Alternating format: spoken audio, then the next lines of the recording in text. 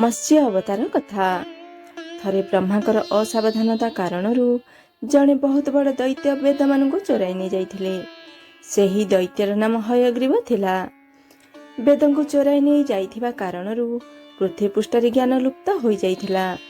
चारिआडे अज्ञानता और अहंकार खेली जाइथिला एवं पाप अन्याय और अनीति चारिआडे व्यापी जाइथिला। सेतेबेले भगवान विष्णु पृथ्वी पृष्ठर रक्षा पाई मत्स्य रूप धारण करी हयग्रीवर वध करी वेद मानकर रक्षा करथिले। भगवान विष्णु केउ भली भाबरे मत्स्य रूप धारण करथिले सेही विषय आमे जानिबा। कल्पांतर पूर्वरे जणे पुण्यात्मा राजा तप करुथिले। सेही राजांकर नाम सत्यव्रत थिला। सत्यव्रत जणे पुण्यात्मा सहित जणे उदार हृदयर राजा मध्य थिले। प्रभातर समय थिला। सूर्य उदय हो सारिथिला। सत्यव्रत कृतमाला नदी रे स्नान करुथिले। से स्नान करि सारिबा परे जेतेବେଳେ तर्पण करिया पई आंजुली रे पानी नेले, आंजुली रे पानी सहित गोटे छोट माछटी आसी जाइथिला। सत्यव्रत माछटी को नदी जल रे छाड़ी देले। हेले माछटी कहिला, राजन, जल रे बड़ बड़ जीव माने छोट जीव मानक मारी खाई जाउछंती। निश्चय मोते मध्य कोनसी बड़ जीव मारी खाई देब। कृपा करी मो प्राण रे रक्षा करंतु। एहा सुनी सत्यव्रत हृदय रे दया भाव आसिला।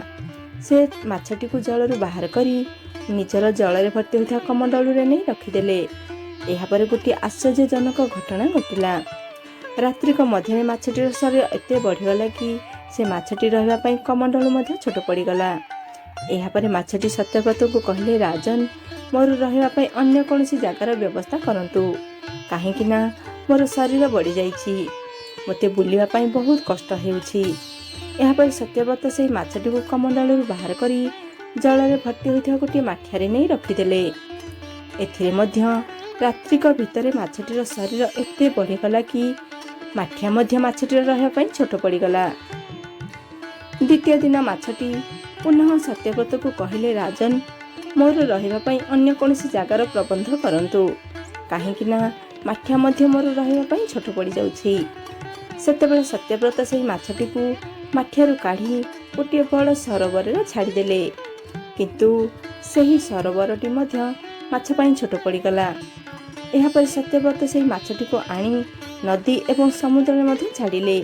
किंतु आश्चर्य कथा कि समुद्र में मध्य माछटीर शरीर एते बढ़ीगला कि माछटी रहिबा पई समुद्र मध्य छोट पड़ीगला। शेषरे माछटी पुणी सत्यव्रत को कहले, राजन, एही समुद्र मध्य मोर रहिबा पई उपयुक्त नुहे। मोर रहिबार व्यवस्था अन्य कोनसी ठारे करंतु।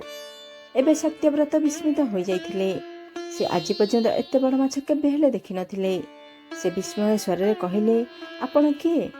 मत्स्य रूपधारी श्रीहरि उत्तर देले, कहले, राजन, हयग्रीव नामक दैत्य वेद को चोरी करी नहीं जाइछि। जगतर चारिआडे अज्ञान अन्याय और अहंकार व्यापी जाइछि। मु हयग्रीवर विनाश करबा पई ही मत्स्य रूप धारण करिछि। आजि ठारू 7 दिन पर्यंत पृथ्वी प्रलय चक्र माड़ी आसिब। भयानक वृष्टिपात हेब।